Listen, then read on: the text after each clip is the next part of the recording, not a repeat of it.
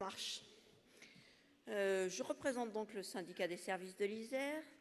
Je vais tout simplement vous présenter le syndicat à l'instant T maintenant et nos préoccupations principales. Le nouveau bureau a été élu en décembre 2014, après 10 ans sans congrès et donc une énorme période de flottement, avec un fichier d'adhérents un petit peu flou. Enfin, vous imaginez la situation. Mais par contre, l'équipe nouvelle, elle est très dynamique. Les gens sont un petit peu sortis de... On ne sait pas d'où, mais ils sont là. Et tout est à reprendre dans un département où, du coup, dans les services, la représentativité de la CFDT est complètement décalée. Le syndicat souhaite de toute façon jouer un rôle important et se préoccupe du coup beaucoup de ces isolés qui sont très très importants en nombre, puisqu'il n'y avait pas de politique, on est comme un ensemble assez important d'isolés.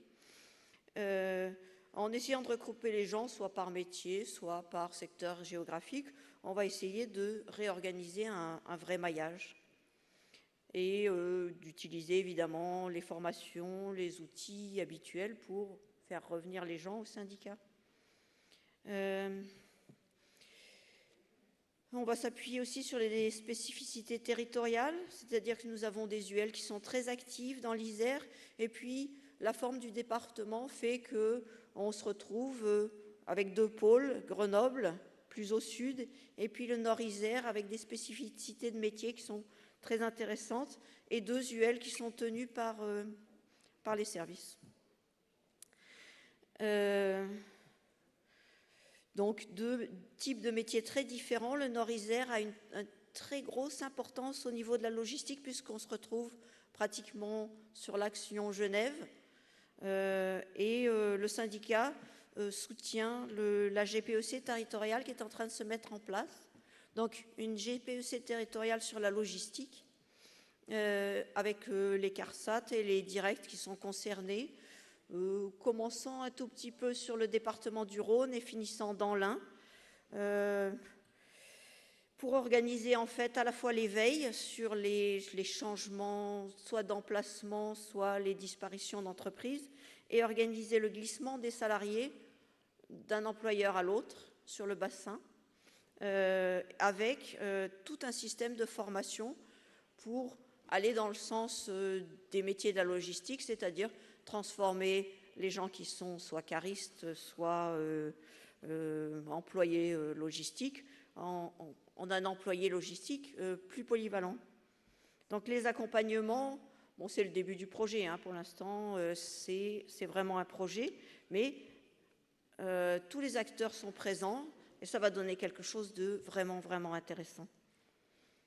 Par ailleurs, la partie commerce du syndicat essaye de mobiliser sur l'ouverture des dimanches, entre deux thèmes, puisque l'ouverture des dimanches, c'est beaucoup plus complet que ce qui ressort ici. Donc, entre l'alimentaire, qui petit à petit ouvre le dimanche parce que l'hyper voisin ouvre, alors lui aussi il ouvre, et puis le suivant ouvre, et tout le monde ouvre.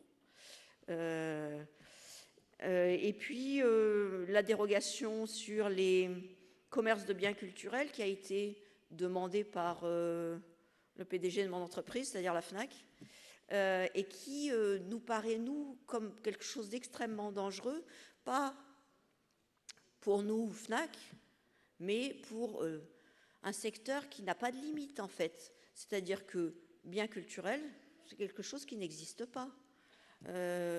Une fois qu'on aura autorisé les Cultura et les FNAC à ouvrir 52 dimanches par an, qu'est-ce qui va empêcher les boulangers, les darty, tous les autres de rentrer dans cette brèche-là, sous prétexte qu'effectivement, ils ne vendent pas de livres, d'accord, mais le culturel, de toute façon, on ne sait pas ce que c'est. Donc ça, c'est très important pour nous, en sachant qu'on a beaucoup, beaucoup de mal à mobiliser les militants qui sont dans les librairies, dans les commerces concernés, parce que en fait, personne ne se sent concerné. Et ça paraît, vu de notre position, ça paraît terriblement dangereux de voir cette porte s'entrouvrir et dans l'indifférence des personnes qui, dans un terme qu'on n'arrive pas à déterminer maintenant, vont forcément être concernées. Donc ça nous occupe beaucoup, en sachant que cette généralisation du travail du dimanche va bouleverser toute la vie, toute la société, hein.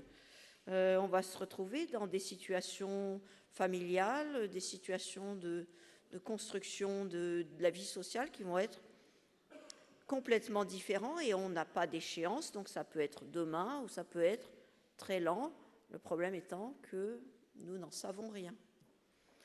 Donc voilà, le travail du dimanche, on reste très mobilisé et on se sent relativement impuissant.